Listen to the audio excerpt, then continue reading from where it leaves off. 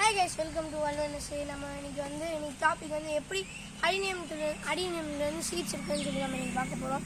வாங்க time waste பண்ணாம வீடியோக்குள்ள போயிடலாம். அடினியத்துல இருந்து சீட்ஸ் எடுக்கிறதுமே நம்ம எப்படி அடினியம் பிளான்ட்ஸ் பத்தி கொஞ்சம் பார்க்கலாம்.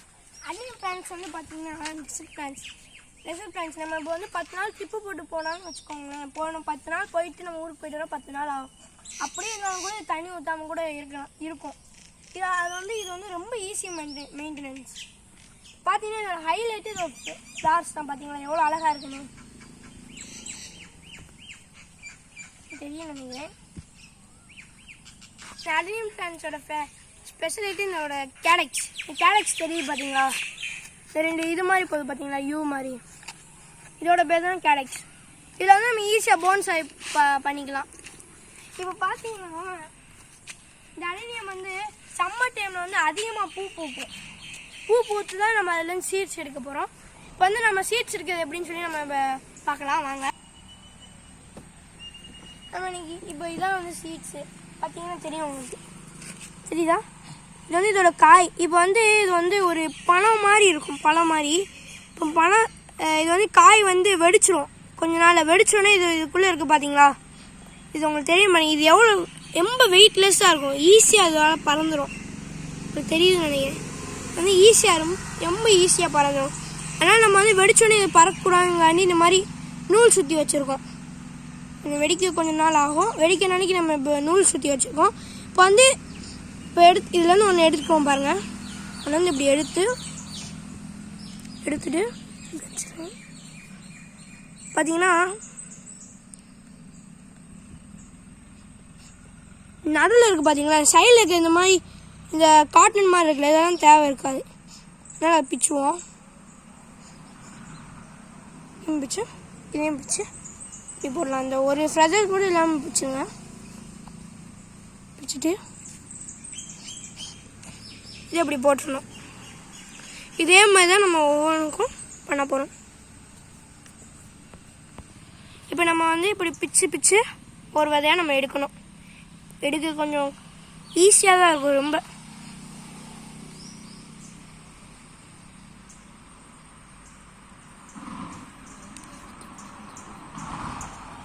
இப்போ இதை ஜெர்மினேட் பண்ணுறது நம்ம எப்படி பண்ணலான்னா சாயிலையும் பண்ணலாம்.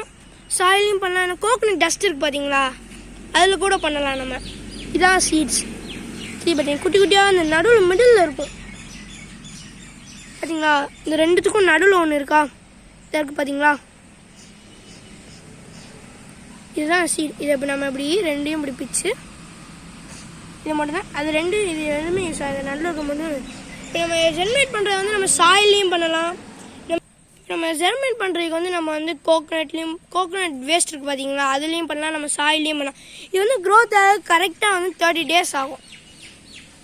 அவ்வளோதான். இப்போ நம்ம இதை போய் இது பண்ணி இது பண்ண போகிறோம், ஊன போகிறோம். இப்போ எக்ஸாம்பிளுக்காண்டி பார்த்தீங்கன்னா இது 2 months பேபிஸ். இதெல்லாம் 2 months பேபிஸ் தெரியும் பார்த்தீங்களா? இதெல்லாம் 2 months பேபிஸ். இப்போ வாங்க நம்ம இப்போ இந்த சீட்ஸை போடுறதுக்காண்டி சாயில்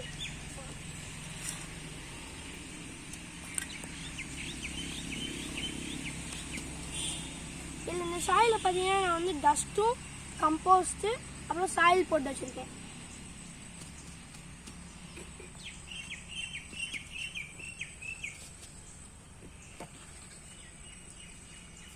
இப்போ 2 சீட்ஸ் எல்லாம் ஒட்டிட்டு இருக்கவே கூடாது. ஒட்டி இருந்தால் கிடைக்காது. நான் கொஞ்சம் எப்படி இருந்தால் கேப்பில் ஒட்டி வைக்கணும். ஓகேவா? லைட்டாக சாயில் எடுத்து போட்டுட்டு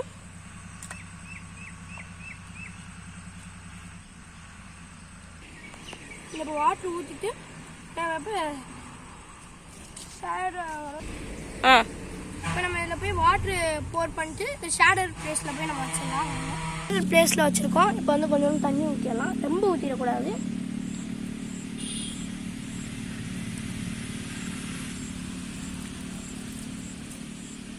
இது ரோஸ் பிளான்ட்லாம் ஊற்றி விடலாம்.